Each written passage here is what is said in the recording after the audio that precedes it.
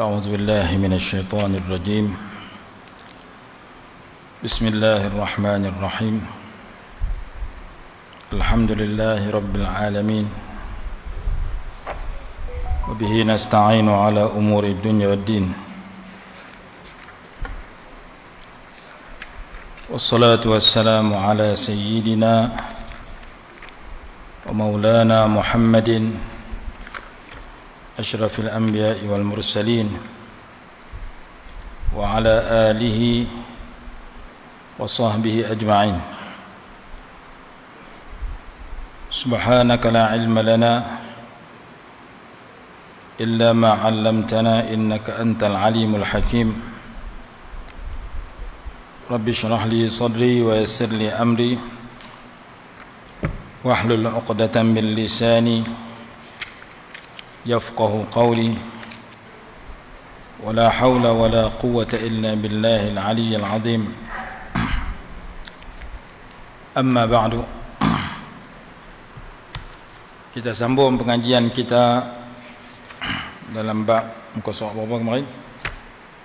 147. Jaga lidah. Kana sallallahu alaihi wasallam yakhzunu lisanahu illa fima ya'nihi. Rawahu al-Imam At-Tabarani rahimahullahu ta'ala fi Mu'jam al-Kabir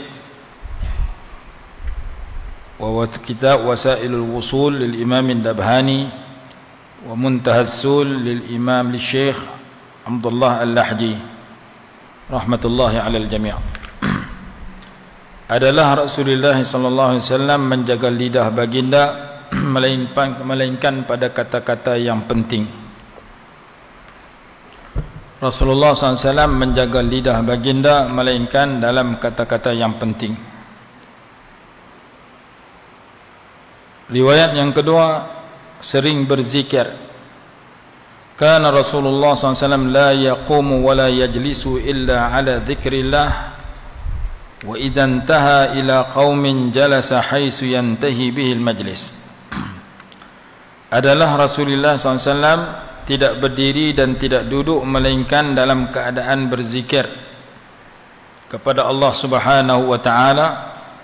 Apabila baginda sampai kepada satu kaum, nescaya baginda duduk di akhir majlis. Kerana rendah dirinya Nabi kita SAW. Jadi pagi ini kita baca dua buah hadis. Yang pertama tentang jaga lidah. Dalam buku yang kita tulis Amalan Murah Rezeki yang warna hijau tu, terdapat lebih daripada 20 bahaya lidah.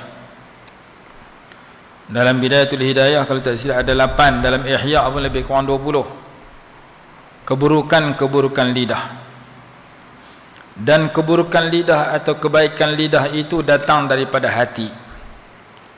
Sayyiduna Luqman Al-Hakim rahimahullah, ketika ia menyuruh seorang membawa 2 anggota yang terbaik daripada seekor binatang yang disembelih, maka dibawa kepadanya hati dan lidah. Bila disuruh hari yang lain membawa 2 anggota yang paling buruk daripada seekor binatang yang sembelih, seekor kambing yang disembelih, dibawa yang sama, iaitu hati dan lidah. Sayyiduna Abu Bakr As-Siddiq radhiyallahu anhu berkata, jamalul insan fi halawatil lisan. Kecantikan seseorang itu berada pada kemanisan lidahnya. Kalau lidahnya manis, orang suka. Kalau lidahnya buruk, orang tak suka. Al-famu alladhi yakhruju minhu an-nar la yakhruju minhu an-nur. Mulut yang mengeluarkan api tidak akan mengeluarkan cahaya. Mulut yang mengeluarkan cahaya tidak akan mengeluarkan api. Jadi mulut kita ni sama ada keluar api membakar orang lain, orang jumpa dengan kita terbakar, atau mengeluarkan cahaya yang menerangi orang lain. Al-Islam, al-ilmu nur, ilmu itu nur. Kalau kita orang berilmu, kita akan mengeluarkan cahaya yang menerangi diri kita dan menerangi orang lain. Jamalul insan min halawatil lisan. Kecantikan seseorang daripada kecantik kemanisan lidah. Wa halawatul lisan min taharatil janan. Dan kemanisan lidah itu datang daripada hati yang suci. Disebutkan oleh ulama lagi, al-mar'u tahta tayyi lisanih la tahta tayyi lisanih. Seseorang itu di bawah lipatan lidahnya, bukan di bawah serban ataupun kain tudungnya. Bukan atas tailasan, di bawah tailasan. Al-mar'u tahta tayyi lisanih la tahta tailasanih. Jadi ada bahaya lidah yang 20 lebih itu berpunca daripada bahaya hati. Dan sebahagian ulama menyusun penyakit hati, seluruh penyakit hati di dunia dihitung terdapat 35 penyakit hati. Yang rumah saya ada satu kitab, tajuk dia 35 penyakit hati beserta dalilnya. Penyakit hati ini banyak, hampir berpuluh-puluh. Bila hatinya sakit, maka lidahnya pun buruk, lidahnya pun sakit. Kerana lidah itu mengalirkan apa yang duduk dalam hati. Kalau orang mengaji kitab Nahu, dia akan jumpa syair yang berbunyi, innal kalama la fil fuadi wa innama ju'ila al-lisanu 'ala al-fuadi dalila. Sesungguhnya kata-kata yang sebenar itu berada dalam hati. Lidah hanya jadi pengalir apa yang duduk dalam hati. Kalau hati kita elok, kita keluarkan kata-kata yang elok, jari kita akan menulis yang elok, mata kita akan melihat yang elok, telinga kita akan mendengar yang elok, kaki kita akan melangkah tempat elok, tangan kita akan buat benda elok. Tapi kalau hati kita tak elok, maka anggota kita akan buat perkara tak elok. Kerana hati itu umpama raja dan pemimpin nombor satu dalam negara, anggota yang lain umpama rakyat kepada pemimpin tersebut. Al-qalbu malikun wal a'dha'u ra'iyatuh. Hati itu raja, anggota yang lain tangan, kaki, mulut, telinga dan sebagainya merupakan rakyat yang mengikut arahan raja. Kalau raja baik, dia memimpin rakyatnya kepada kebaikan. Kalau raja sebaliknya, dia membawa rakyatnya kepada kesebaliknya. Sebab itu Nabi SAW bersabda, ala inna fil jasadi mudghah idza salahat salahal jasadu kulluh wa idza fasadat fasadal jasadu kulluh ala wa hiyal qalb. Ketahuilah dalam tubuh badan manusia ada seketul daging. Kalau daging itu baik, maka baiklah seluruh tubuh badannya. Kalau daging itu rosak, maka rosaklah seluruh tubuh badannya. Daging yang dimaksudkan itu adalah hati. Dan ulama membahagikan ayat-ayat Quran yang menceritakan tentang hati yang baik dan sekumpulan ayat Quran yang menceritakan hati yang jahat. Hati yang baik seperti firman Allah Subhanahu wa taala, huwallazi anzala as-sakinata fi qulubil mu'minin. Allah turunkan ketenangan jiwa dalam hati orang beriman. Hati yang baik, hati yang tenang, ala bidzikrillah tatma'innul qulub. Ketahuilah dengan berzikir hati menjadi tenang. Hati yang baik, hati yang lembut, hati yang menerima nasihat, hati yang terang. Allah menawwir qulubana binuri hidayati. Terangkan hati kami dengan cahaya petunjukmu. Hati yang suci. Hati yang jahat, hati yang buta, innaha la ta'mal absar walakin ta'mal qulubul lati fis sudur. Hati yang jahat, hati yang karat, kalla barrana ala qulubihim ma kanu yaksibun. Karat dalam hati mereka disebabkan perbuatan buruk yang mereka lakukan. Hati yang jahat, hati yang keras, walakin qasat qulubukum summa qasat qulubukum min ba'di dhalika fahiya kal hijarati aw ashaddu qaswah. Hati manusia jadi keras, bahkan lebih keras daripada batu. Maka kita baca muka surat 2 dan 3 dalam Al-Quran. Allah menceritakan 3 kumpulan manusia yang wujud semenjak dulu sampai kiamat. Kumpulan yang pertama, kumpulan orang-orang yang bertakwa, yang kita harapkan Allah masukkan kita dalam golongan itu. Golongan yang kedua, golongan orang-orang kafir, kepalanya, ketuanya Abu Lahab dan Abu Jahal. Golongan yang ketiga, golongan munafikin, ketuanya Abdullah bin Ubay bin Salul. Ketiga-tiga golongan ini disebutkan di awal surah Al-Baqarah. Orang bertakwa 5 ayat, orang kafir 2 ayat, orang munafik 13 ayat. Kenapakah orang bertakwa jadi bertakwa? Kenapakah orang kafir menjadi kafir? Kenapakah orang munafik menjadi munafik? Kerana hati mereka. Orang bertakwa jadi bertakwa kerana alladzina yu'minuna bil ghaib. Mereka itu orang beriman dengan perkara ghaib. Beriman dengan arti keyakinan dalam hati. Al-iman ma'nahu at-tasdiqul jazim al-mutabiqul al-waqi' an dalil. Keyakinan yang 100%, di mana keyakinan itu sesuai dengan realiti yang sebenar beserta dalil. Tak ada dalil nama dia taklid, ada dalil nama dia iman. Maka iman itu adalah seperangai hati. Hati yang yakin, bukan 99% tapi 100% yakin dengan apa yang diyakini itu adalah benar. Yakin kepada wujudnya Allah, wujudnya para malaikat, wujudnya, yakin kepada rukun iman yang 6, yakin kepada sesuatu yang dituntut oleh keimanan. Maka iman itu sifat hati. Wa yuqimuna shalah, sifat anggota dan hati. Wa mimma razaqnahum yunfiqun, akhlak mulia.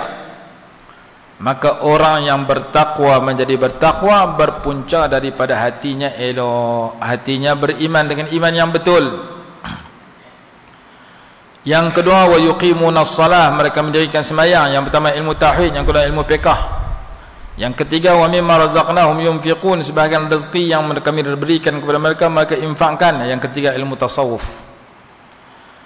Jadi orang bertakwa, orang yang mengimpun padanya ilmu tauhid, fiqh dan tasawuf. Tauhid alladzina yu'minun, iman. Fiqh wa yuqimuna shalah, mereka buat semua ibadat, mendirikan sembahyang. Tasawuf, mereka diberikan rezeki, lalu rezeki itu mereka infakkan, sumbangkan kepada orang lain. Dia bagi zakat, dia bagi harta banyak, keluarkan zakat kepada orang lain. Dia beri harta banyak, sampai zakat sedekah kepada orang lain.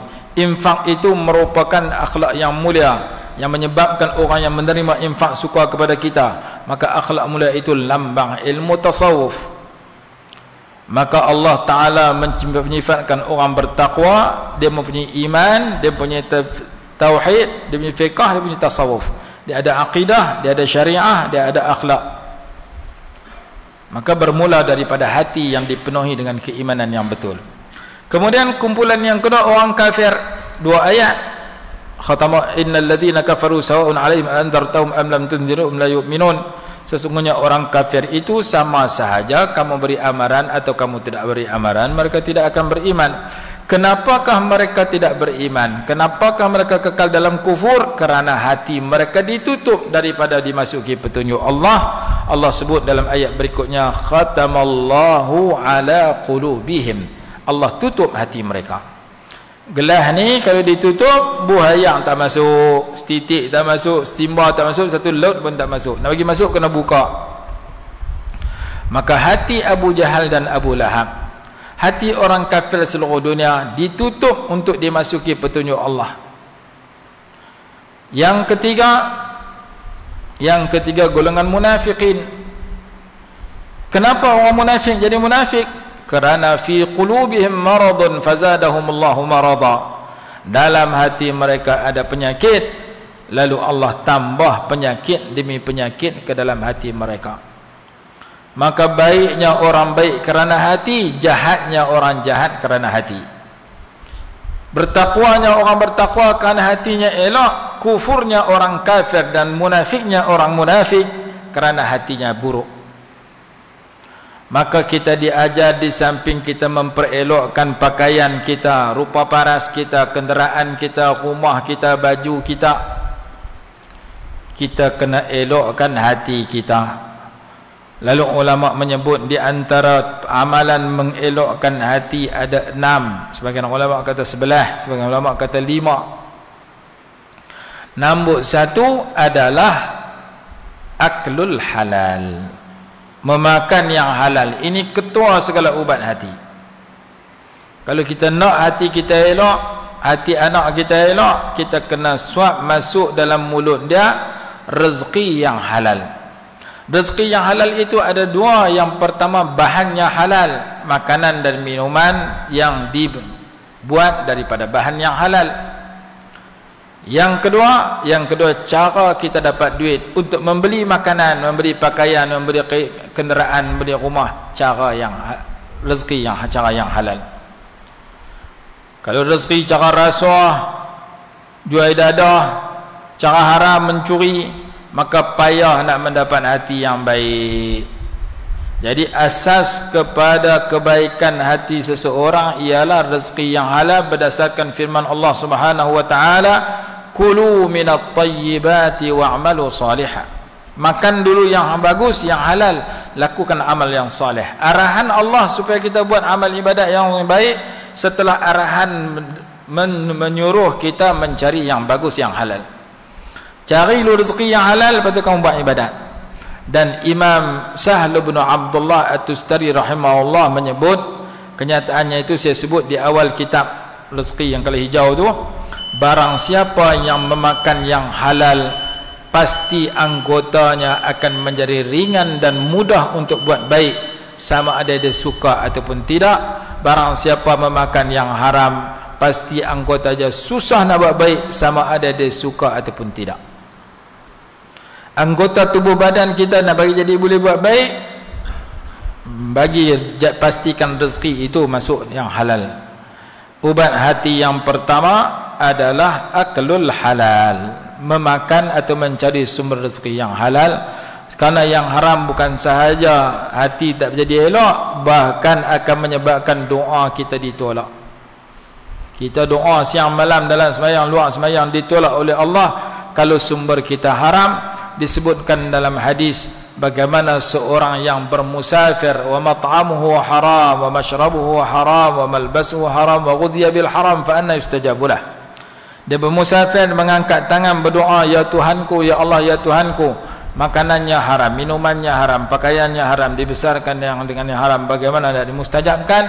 Seorang sahabat yang telah dijamin masuk syurga, nama dia Sayyiduna Sa'ad bin Abi Waqqas radhiyallahu ta'ala anhu, meminta kepada Nabi SAW agar baginda berdoa agar Allah mustajabkan doanya. Ya Rasulullah, doalah supaya saya dimasukkan dalam golongan min mustajabid doa, di kalangan orang yang doa cepat makbul.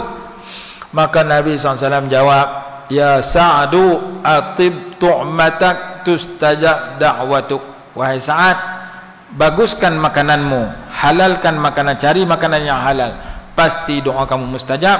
Maka Sayyiduna Sa'ad disenaraikan di dalam kitab orang-orang yang Allah mustajabkan doa beliau ketika masih hidup.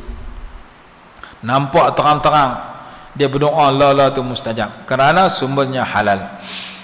Yang kedua, ketiga, keempat, kelima, keenam disebutkan oleh ulama dalam syair mereka, wadawaul qalbin khamsatun fatilawatun bitadabburil ma'na walil batnil khala wa qiyamul lailin wat tadarru' bis sahar wa mujalasatus salihin al fuddala. Yang kedua, qiraat tilawatun bitadabburil ma'na, membaca Al-Quran beserta meneliti maksud dan tafsiran ayat tersebut. Nombor dua, ubat hati, kita baca Quran bukan sahaja betul tajwidnya, bahkan kita berusaha memahami ayat tersebut walaupun secara ringkas, walaupun yang kita gunakan hanya tafsiran pimpinan Ar-Rahman. Ini pimpinan Ar-Rahman ni, terjemah Rumi. Nak baca Jawi merangkak, baca Rumi. Satu ayat baca, tengok makna. Dua ayat baca, tengok makna. Atau 5 ayat baca, tengok makna. Apabila kita membaca ayat Quran walaupun sedikit beserta dengan melihat kepada maksud dan tafsiran untuk kita faham, maka dia merupakan pengundang pahala yang banyak. dia pengundang kepada hati yang tenang, dan dia merawat penyakit-penyakit hati yang ada dalam diri kita.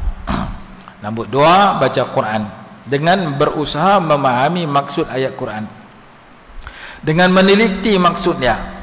Nombor 3, walil batnil khala, mengosongkan perut. Maksud mengosongkan perut sama ada rajin berpuasa sunat ataupun makan tidak berlebihan. Dia akan menjadi ubat hati. Ulama sebut dalam kitab Ta'lim Muta'alim, al-bitnah tuzhibul fitnah. Perut yang penuh dengan makanan sampai sengkak, sampai tadi nak menyawa, menghilangkan kebijaksanaan.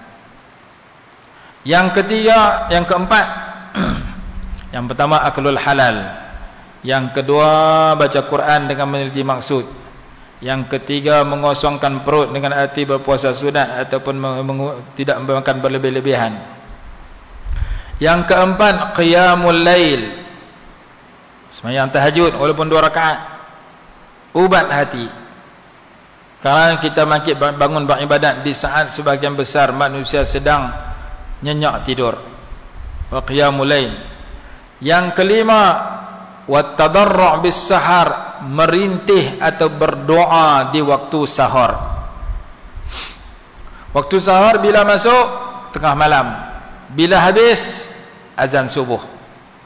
Maka kita baca doa sebelum subuh, walaupun 1 minit, walaupun 10 minit, kita sudah mencari ubat hati, iaitu berdoa di waktu sahur. Apa kita nak doa? Ikut kehendak kita. Kita semua ada dosa, minta ampun dosa. Kita semua ada masalah, minta Allah bantu selesaikan masalah kita. Kita semua ada hajat, minta Allah makbul hajat kita dunia akhirat. Saat yang paling afdal di antaranya ialah sebelum subuh. Maka yang kelima, berdoa di waktu sahur. Yang terakhir, yang keenam, wa mujalasatus salihin, duduk dengan orang-orang baik. Duduk dengan orang baik untuk kita dapat manfaat mendampinginya. Duduk dengan orang baik untuk kita dapat nasihat dia. Duduk dengan orang baik untuk kita dapat doa dia. Duduk dengan orang baik untuk kita dapat pandangan kasih sayangnya. Para sahabat berjumpa Nabi SAW walaupun sekali dalam keadaan beriman dan mati beriman, terus jadi dapat darjat sahabat.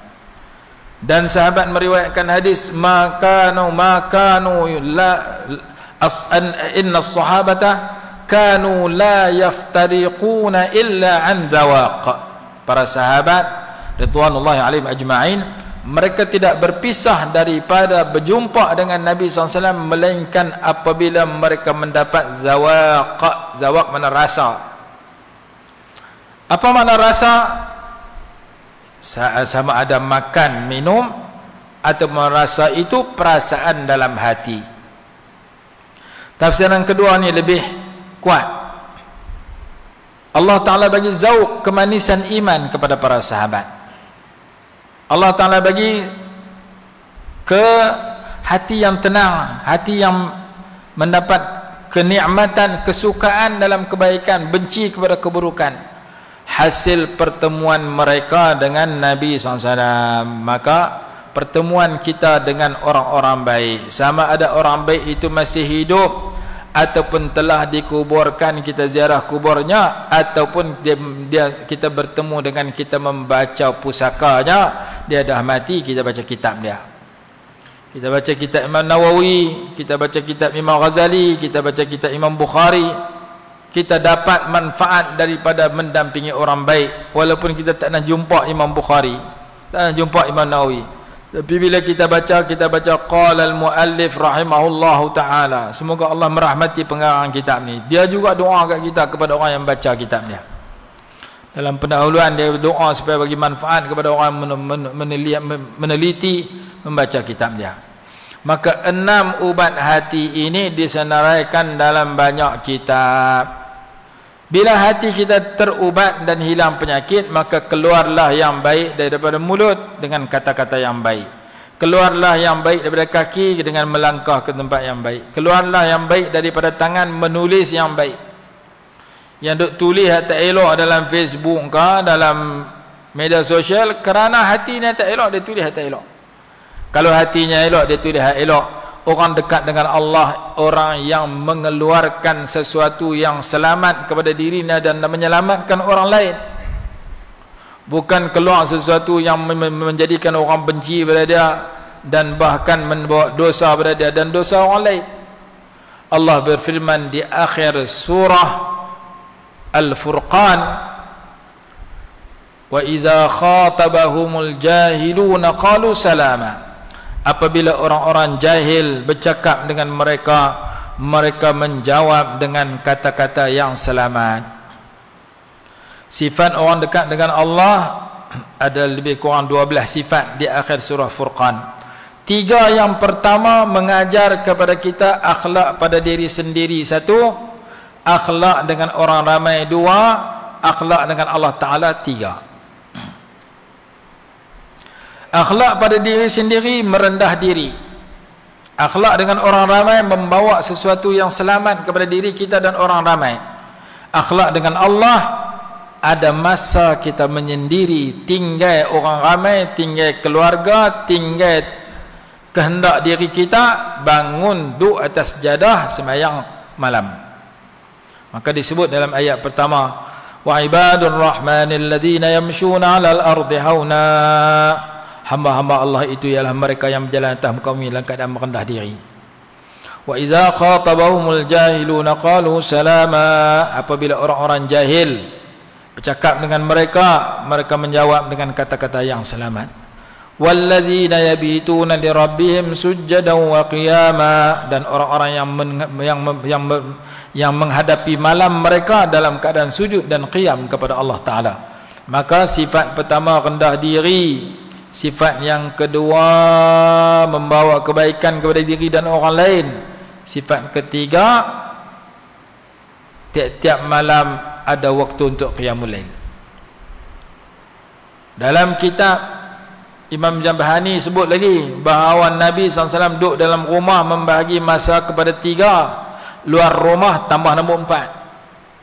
Seluruh masa Nabi SAW 24 jam seumur hidup dibahagikan kepada 4, 3 dalam rumah, 1 luar rumah.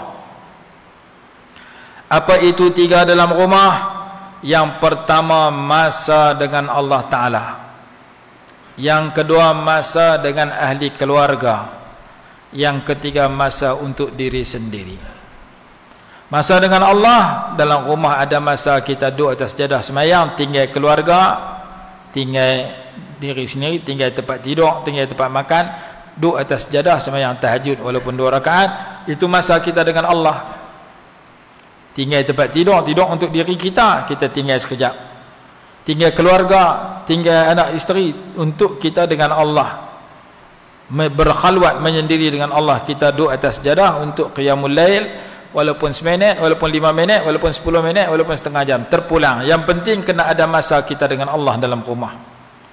Yang kedua masa dengan keluarga, masa berbual dengan keluarga, masa makan minum dengan keluarga, masa tanya khabar dengan keluarga. Yang ketiga masa untuk diri sendiri, masa tidur, masa makan, masa qada hajat masuk tandah. 3 ni kena diwujudkan dalam rumah kita. Nabi SAW bersabda, a'ti kulladhi haqqin haqqahu.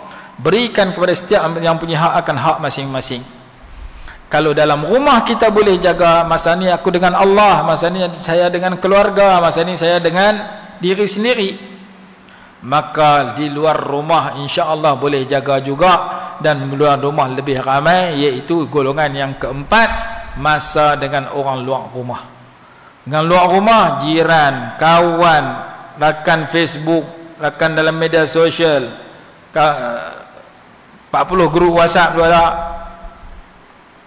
bos kita tempat kerja, semua yang luar rumah yang kita jumpa tu orang yang keempat, golongan yang keempat. Maka yang luar rumah tu lebih ramai.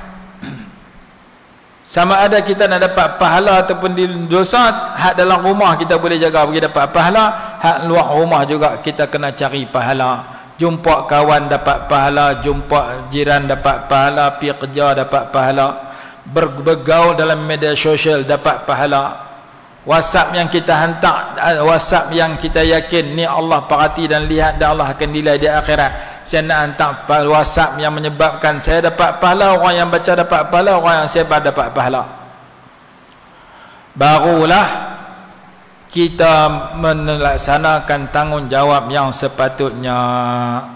Jadi kita baca tajuk pagi ni berkenaan dengan lidah. Lidah tak boleh jaga kalau tak jaga hati. Lidah mai pada hati, dan hati ada ubat dia untuk merawat penyakit. Kita bagi tahu ada 6 ubat. Walaupun ada ubat yang lain lagi seperti istighfar, seperti diam tidak berbicara melainkan bermanfaat.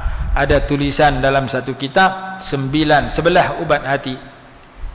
Itu saya sebut hanya 6 sahaja. Supaya kita di samping cari makanan untuk menyehatkan badan, cari ubat untuk merawat dan menyehatkan badan kalau kita sakit, kita kena cari makanan hati dan kita kena cari ubat hati. Makanan hati ialah wahyu Allah, firman Allah, sabda Rasulullah. Makanan hati adalah zikrullah, makanan hati adalah istighfar, makanan hati adalah salawat.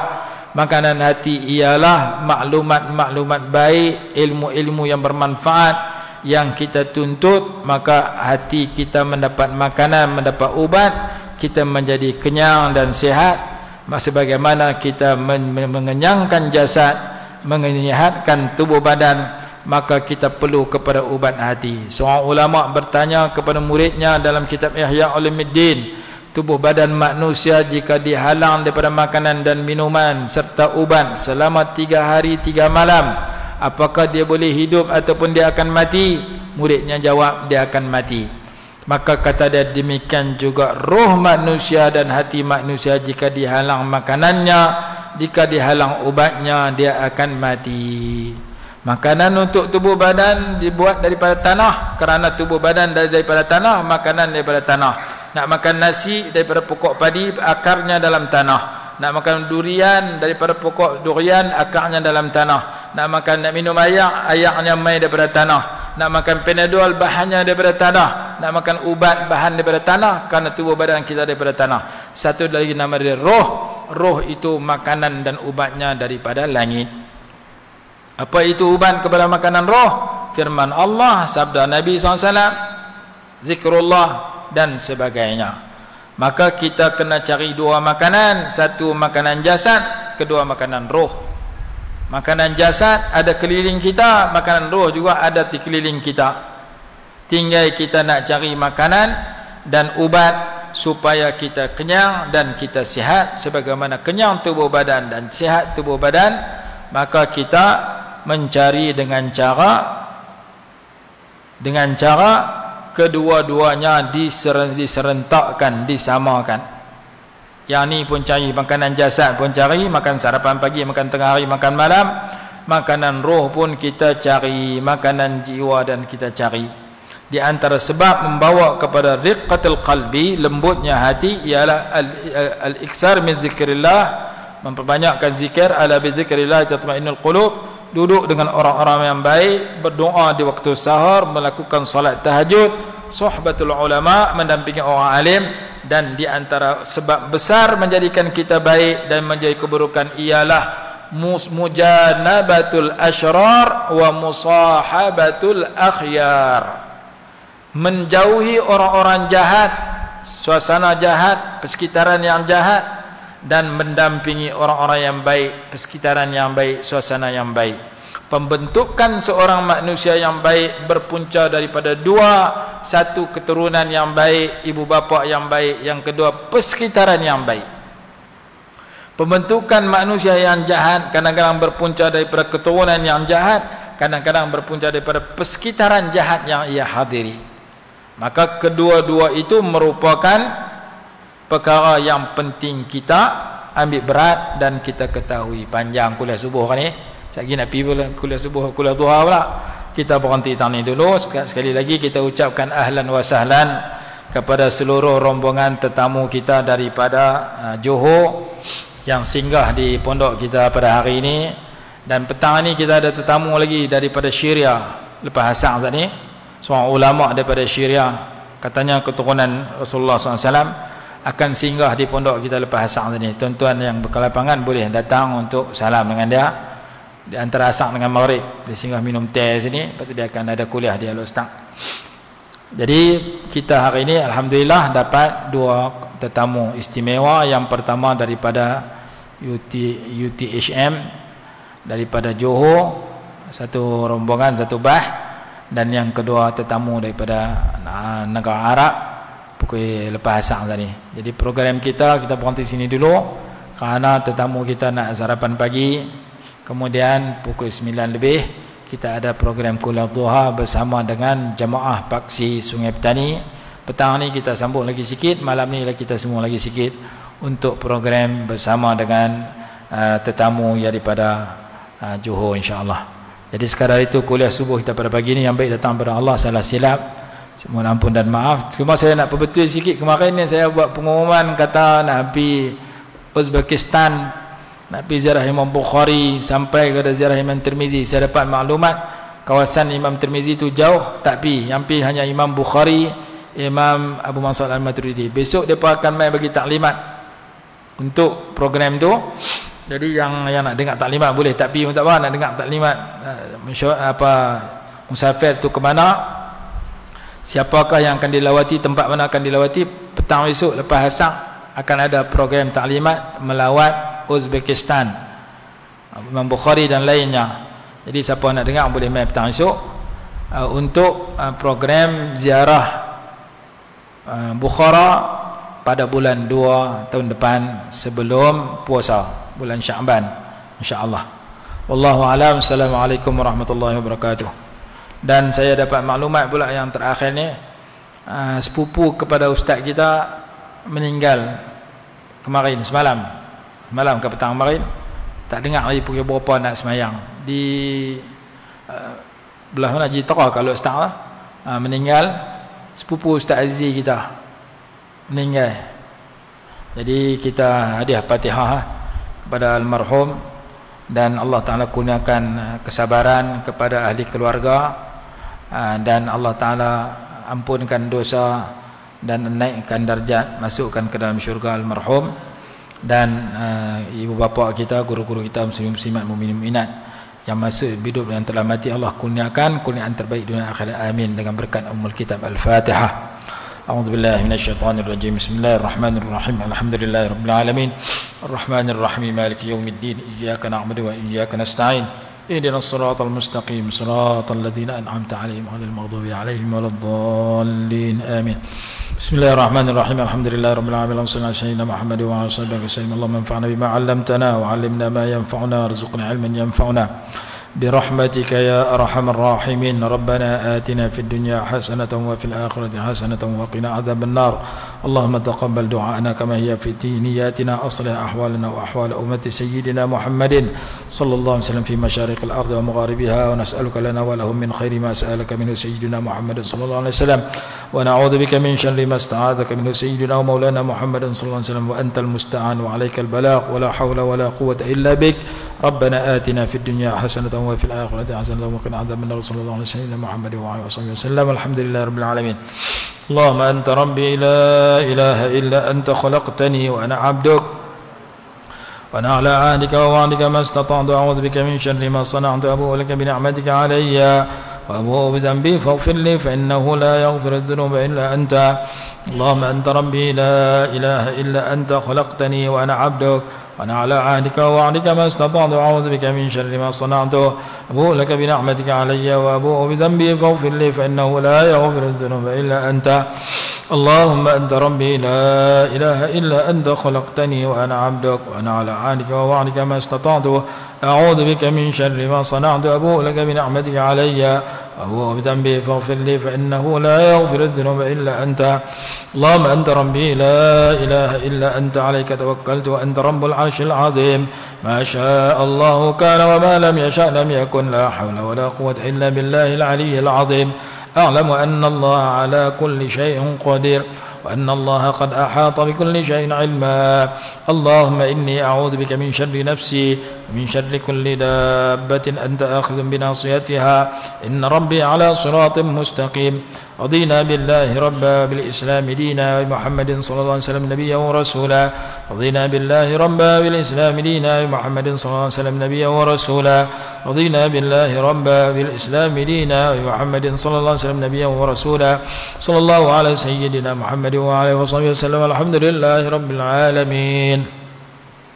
Sembahyang 2 rakaat, lepas sembahyang terus kita sarapan pagi insyaallah di luar sana.